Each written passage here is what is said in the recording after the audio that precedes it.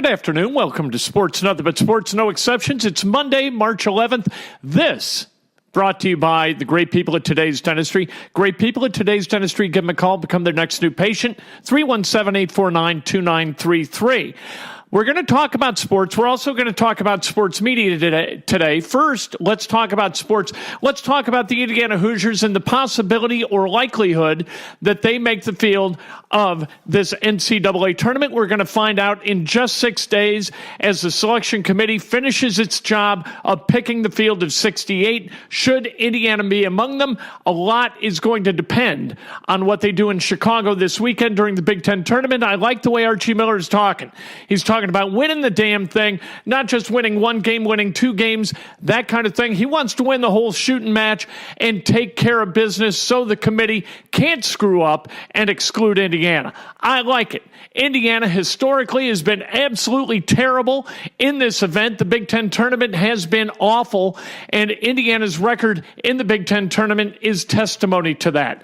I think that they're going to have a hell of a tournament, and I'll tell you why, because they are playing really good basketball, and the reason, there are a few of them, but the primary reason is they got healthy. Deron Davis is playing basketball like Deron Davis was projected to play when he came out of Colorado as the player of the year in that state in high school. Rob Finney, back from his concussion. Devontae Green, somehow, some way, the switch flipped and that kid's playing. Justin Smith, playing better with better focus. This has gone from a team that played like 5 disconnected fingers into a team that plays like a fist. They go 8 deep, if not maybe 9. They get to play Juwan Morgan at the 4 instead of the 5 because Deron Davis is doing a hell of a job at the 5. Devontae Green coming off the bench is instant offense and not instant turnovers as he was early in the season. Indiana is playing really good basketball on the defensive end as well as the offensive end. It's back to being what it was before all these injuries really robbed Indiana of its ability to compete. And primarily, like I said, it's Finney. Finney being back, defending at the level he did against Cassius Winston when Indiana upset Michigan State. You know what? That was a big deal, and it continues to be a big deal. If Indiana shoots the ball relatively well, Indiana is going to be a tough out in Chicago in the Big Ten tournament and in the NCAA tournament. And that's not, hey, look, what a homer. He's a homer. No, I'm not a homer. When they were losing 12-13, I told you exactly what was wrong, and I was right when I did that. What's Purdue going to be able to do this weekend in Chicago or down the road in the NCAA tournament? I have no earthly idea. You know, it depends. Even in the Big Ten tournament, it just depends on matchups to an extent. And then in the NCAA tournament, it really depends on matchups. And as you talk about the NCAA tournament, people like to talk about Loyola. And hey, look at Loyola. Loyola last year found a way into the Final Four. Loyola got, you know what? They played really good basketball. Nothing against Porter Moser and his group from Rogers Park on the far north side of Chicago. Nothing against them at all. But they got great matchups. And as the beneficiary of great matchups, you know what? They were able to survive and advance. And when you do that, you tend to have great success in the tournament. Kansas State was a really good matchup for Loyola of Chicago. There were teams in the tournament who would have eliminated Loyola early on if those teams had been matched up against the Ramblers. And that's why one of the primary reasons Loyola was able to get to the Final Four, it's that the NCAA tournament's like a Plinko machine.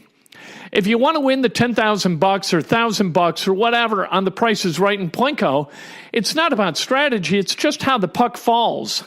And the puck falling in terms of the NCAA tournament, that's the matchups.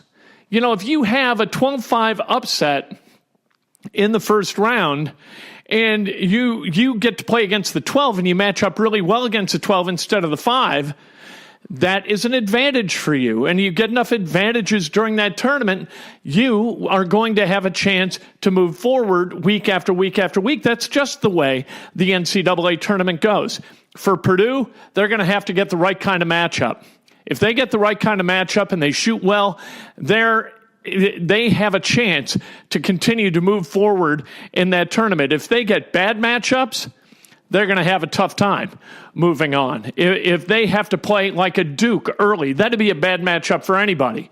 If Zion Williamson is healthy, and let's say Duke is a 2 and Purdue is a 3, and they meet in the Sweet 16, I'll tell you what, Duke is not going to the Elite 8. That's just not the way it's going to work. Now, if they are on the other side of the bracket from a Duke, and the best team that they have to play, let's say, is Tennessee, they got a chance to beat a Tennessee. We'll see what and Butler. I'm afraid that Butler is going to have to win the Big East tournament in order to get into the NCAA tournament. There are people who have Butler listed in the next 4 out, so there's 6, 7, 8 down the list. You're not going to get into the NCAA tournament from there. They're going to have to win many games in the Big East tournament, and really they're going to ultimately have to win the entire thing, which means, again, good matchups. They get the worst possible matchup for them in the first round on Wednesday, and that's against Providence. The reward for losing to Providence at Providence this past weekend is playing Providence again. Bad matchup for the Butler Bulldogs. I expect them to lose that game and not be involved in the NCAA tournament. And at that point, I don't even know if they get into the NIT. I think they've got to win a game in order to get to the NIT, and I hope that they do. And for Butler fans, don't think all is lost. They are going to get really good next year with Kamar Baldwin back and Jordan Tucker back for an entire season. They've got guys. They lose Jorgensen and Fowler, and they're going to miss them both. But Brunk coming back, Thompson coming back, Badley coming back, all those guys coming back, Butler's going to be good. So this year is kind of a reset year. Next year, they're going to get back to winning and finishing in the upper half of the Big East at worst. Other than that, you've got Fort Wayne that's playing pretty well with John Conchar. I love John Conchar unless he's playing Indiana, and when he plays Indiana, all he does is knock down threes and beat the Hoosiers. But I think in terms of Fort Wayne and their opportunity to go to the NCAA tournament, I think they got a chance. And you know what? It wouldn't surprise me, again, given the right matchup, if Fort Wayne might win a game in the NCAA tournament. That'd be a hell of a thing. And I always remember about 13, 14 years ago when Dayton Fife took the job at Fort Wayne, I asked a colleague of mine, what do you have to do to win there? And the guy looked at me and said, you can't win there. Winning as a Division I university and an independent, there's no way to win 10 games. Dayton Fife did that in large part because he successfully recruited Ben Botts, who was shamefully under-recruited. And they just keep getting better and getting better and getting better. And congratulations to John Kaufman and Conchar and all the guys up in Fort Wayne. They're having a hell of a season, and good for them in doing so. They've taken a program that really, according to a lot of people, had no business being in Division I. Now they got business being in Division I. Let's talk about sports media. I spent some time today at the University of Indianapolis telling high school students about sports radio and the evolution of sports radio. The evolution of sports radio and sports media is this. The portal doesn't matter. Whether I do this podcast and I'm talking about basketball or football or media or whatever, or if I'm doing it on the radio, it really doesn't make any difference. What it is sports-related content that people are going to seek out or not, and people are going to listen to or not. This will be on SoundCloud. It'll be on iTunes. It'll be on The Grueling Truth. It'll be all over the place. And people are going to decide to consume it or not based on the quality of the content, not the quality of the signal or the quality of the transmitter, whether it's on AM radio, FM radio, whatever, internet radio. It doesn't make any difference. Content is king right now. So you have to create compelling content, be interesting, be regular, be diligent, be authentic, be relevant, be fun, be innovative a little bit. That's what you got to do. And if you're able to do that, you're going to get people to watch or people to listen or people to read. And then you build your brand based upon those things. And a brand being built, anybody can do with a smartphone and a few little technological advances, like the little Shure microphone that I'm speaking into, costs like $120. It's helpful to have a laptop, certainly. It's helpful to have a tripod if you're going to do, or kind of a one of those Steadicam dealies. If you've got one of those, all the better. But those are, you know what, they're conveniences.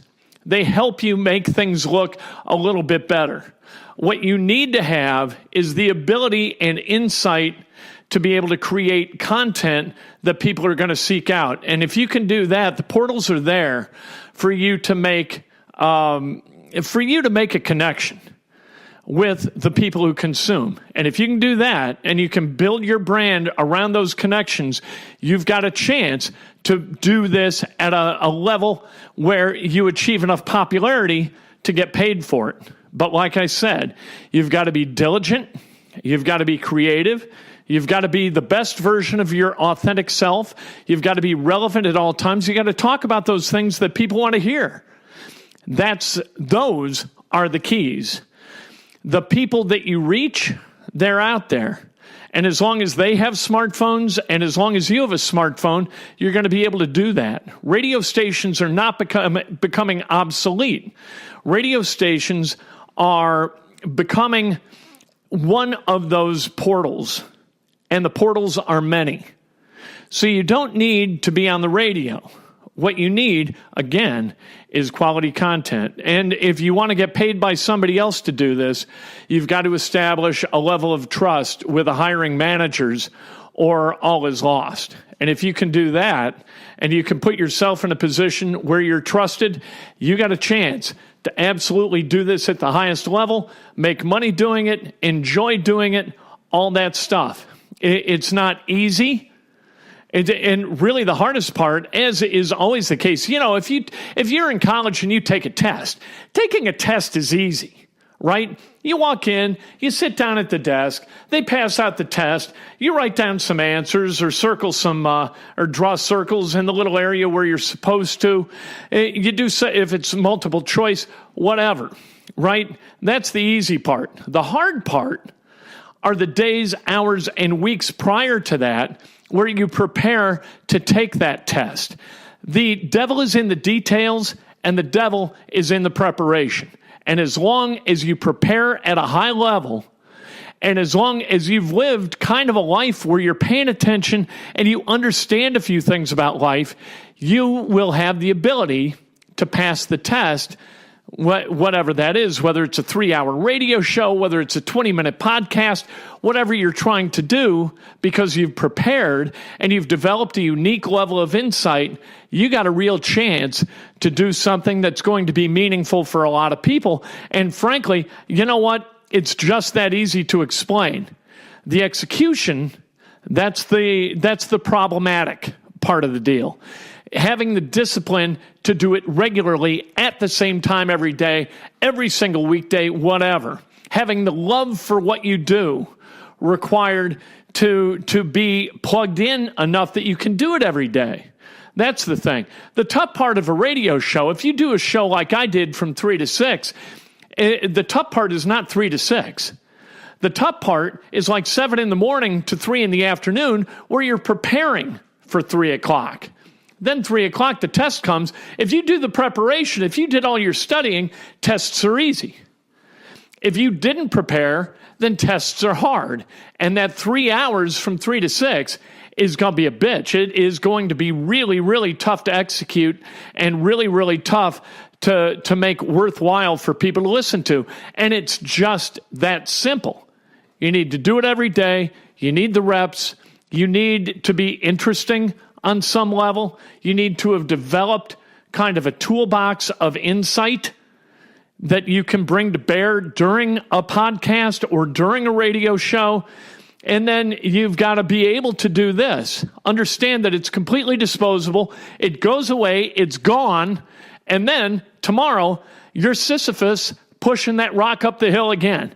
And if that sounds like something you want to do, there's a career waiting for you in media. And if it's not something you want to do, you're going to have to go do something else. If you do it for 2 years, and at the end of the 2 years, you're like, I'm exhausted, you're in the wrong business. It's just that simple. I told the high school kids that today when I was at the University of Indianapolis, and I'm telling you that right now. You want a career, you can get a career, but it's a hell of a lot harder than sitting down at a microphone and just yammering for 3 hours, because nobody wants to hear yammering for 3 hours. We'll talk to you at Breakfast with Kent tomorrow on Periscope, on Facebook Live, on SoundCloud, iTunes, all over the place. Tomorrow at 3 o'clock, we'll have sports, nothing but sports, and sports, also sports media. And so we talk about that some too. There are guys locally who do this at the highest level. You want to know how it's done? You can ask them too. Dan Dockett, she's going to tell you the same thing.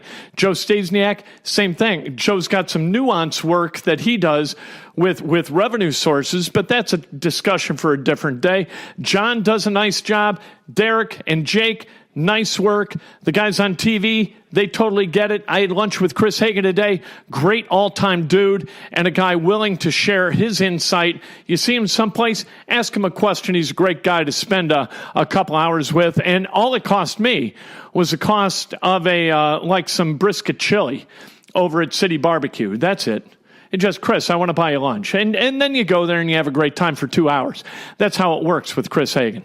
He offered to buy me lunch, which was nice of him, but unnecessary. Anyway, we'll talk to you tomorrow, 8 o'clock, Breakfast with Kent. Tomorrow at 3 o'clock, sports. Nothing but sports, brought to you by the great people at Today's Dentistry.